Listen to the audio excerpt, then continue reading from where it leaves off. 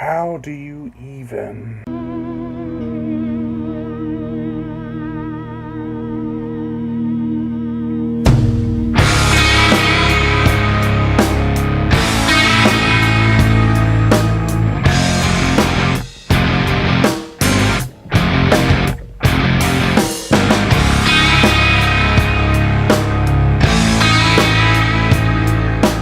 The Crater Lake Monster, the 1977 creature feature directed by William R. Stromberg, who has directed nothing else before or after this flick. The plot. After a significant discovery that proves dinosaurs were around during the time of primitive man, a meteorite falls from the sky. No one knows what to make of it. However, the flaming rock has acted as an incubator for an egg underwater. That said underwater egg hatches, and then 6 months later, terror strikes the neighboring town.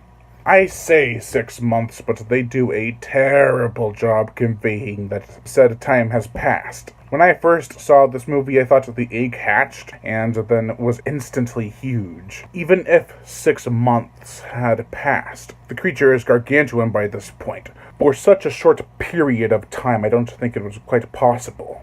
I guess, since it's an unknown phenomenon, then it can break some rules. Hell no. This doesn't save the movie, though. It's still pretty piss poor. Crown International Pictures financed and distributed this film. However, they chopped the budget down to $100,000 and gave the film a bad editor to work with the print they were given. Therefore, when some scenes look like they were day when the characters say it's night, look at all those stars in the bright sky. Blame the producers and editor, not the director and other crew. If that wasn't bad enough, the acting and pacing are nearly unbearable. Arnie and Mitch are the two comedic reliefs. Their wacky antics and prolonged scenes of doing mundane and drunkard-related tasks are the stuff of badly paced nightmares. Sheriff Steve Hansen is inept at his job. Oh, there's a severed head. Let me grab a little baggie and put it in there without gloves. There's a professor named Richard who doesn't really do anything for the story. Neither does Dan nor Susan, who are supposed to be there to help with their intellect. However, by the end, it doesn't even matter. By the way, don't you love when actors and or actresses read their lines while acting? Then keep it a close eye on Susan. The gore, the effects, not much. Some blood and the as before mentioned severed head are all we really get. Oddly enough, this edition says the film is rated R, when it is clearly not and is rated PG. Not R, goddammit. I wish it was rated R, then we could have had something to enjoy in this film. The effects by David Allen are great, but unfinished. Again, a low budget hurt a lot of this movie.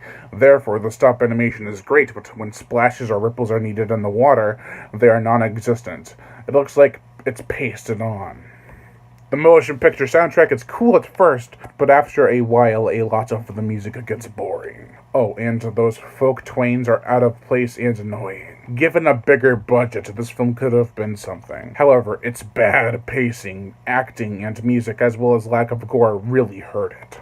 With only visual effects being the most solid thing I can say about this flick, and so they're not that great, I begrudgingly have to say that overall I give The Crater Lake Monster a 0.5 out of 5. Lion Brian Gatto, host of Horror Entertainment. Make sure to like my Facebook page in the description below and to leave comments and subscribe.